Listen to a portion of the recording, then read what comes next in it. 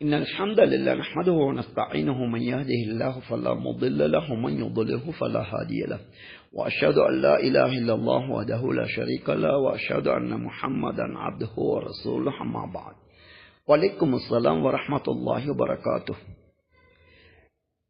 திருமண பெண்ணின் ஆடை அலங்காரம் எப்படி இருக்க வேண்டும் என்று அடுத்து ஒரு அவசியமான கேள்வி தொடுக்கப்பட்டுள்ளது. திருமண பெண் தன்னை அலங்கரிப்பதென்பது உலக காரியங்களினின்றும் உள்ளதாகும். உலக காரியங்கள் ஒவ்வொன்றையும் நீங்கள் இப்படித்தான் செய்ய வேண்டும் என அல்லாஹ்வோ தூதரோ விவரிப்பதில்லை. இவற்றை நீங்கள் தவிர்த்து கொள்ள வேண்டும் என்ற வழிகாட்டல் தான் இருக்கும். ஒருவர் தன்னை அலங்கரிப்பதென்பது தனக்கு பிடித்தமான முறையிலே ஆடை அணிகலன்கள் அணிவதுதான் தன்னை அலங்கரிப்பதாகும். திருமண பெண் தான் விரும்பியவாறு தன்னை அலங்கரித்துக் கொள்வதற்கு மிகவும் இரக்கமுடைய அல்லாஹ் அனுமதி தந்திருக்கின்றான். தாங்கள் விரும்பியவாறு, குறிப்பாக திருமணம் முடிக்கின்ற போது பெண்கள் தங்களை அலங்கரித்துக் கொள்ள முடியும். இரண்டு நிபந்தனைகளை அல்லாஹும் தூதரும் கூறியிருக்கின்றார்கள். ஒன்று, திருமணத்தின் போது தன்னை அலங்கரிப்பதுட்பட சுவனம் செல்ல விரும்புகின்றவர்கள் எந்த ஒரு சந்தர்ப்பத்திலும் வீண் விரயம் செய்யக்கூடாது. 7வது அத்தியாயத்தின் 31வது வசனத்தில் அல்லாஹ் கூறுகின்றான். ஆடை என்ற அலங்காரத்தை கூட நீங்கள் அதனை செய்து கொள்ளுங்கள், தாராளமாக உண்ணுங்கள், தாராளமாக குடியுங்கள், வீண் விரயம் செய்யாதீர்கள்.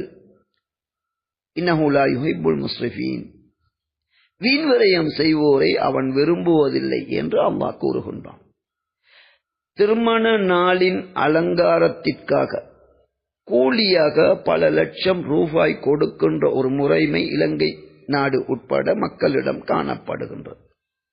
சில மணி நேர அலங்காரங்கள் செய்வதற்கு இவ்வளவு பெரும் தொகையை செலவு செய்வதை இது வீண் விரயத்தில் உள்ளடங்குமா என்பதை சிந்தித்துக் கொள்ளுங்கள். எப்படியோ வீண் விரயம் செய்யக்கூடாது என்பது முதலாவது நிபந்தனை.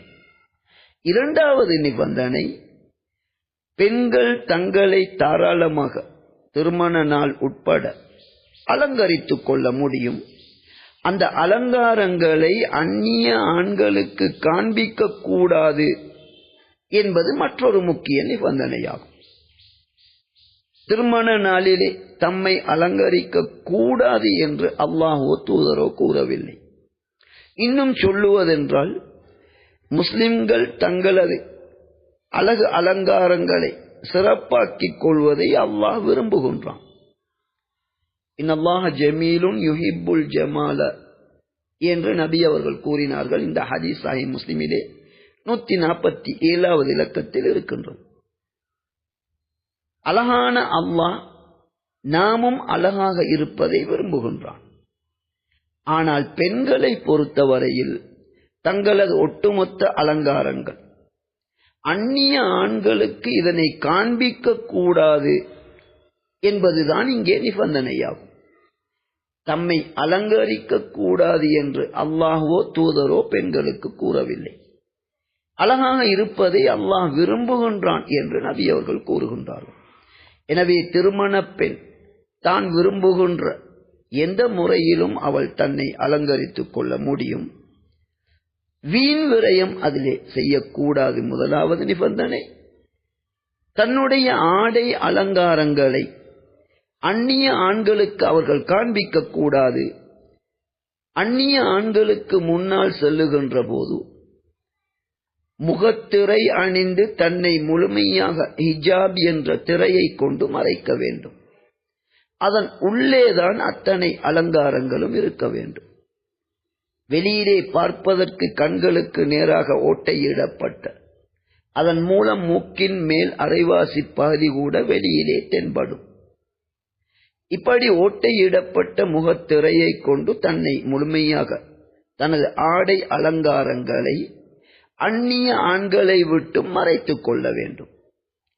பெண்களுக்கு மத்தியிலே இருக்கின்ற போது மணப்பெண் உட்பட ஒவ்வொரு முஸ்லிமான பருவ வயதை அடைந்த பெண்கள் தம்மை முடியுமானவரை வீண் விரயமில்லாமல் அழகுபடுத்தி மிக அழகாக தோற்றமளிப்பதை இஸ்லாம் வரவேற்கின்றது. எனவே திருமண பெண் இந்த 2 நிபந்தனைகள், வீண் விரயமில்லாமல் அந்நிய ஆண்களுக்கு காண்பிக்காமல் தாம் விரும்புகின்ற விதத்தில் தம்மை தாராளமாக அலங்கரித்துக் கொள்ள முடியும் என்பதே இஸ்லாமிய வழிகாட்டல் ஆகும்.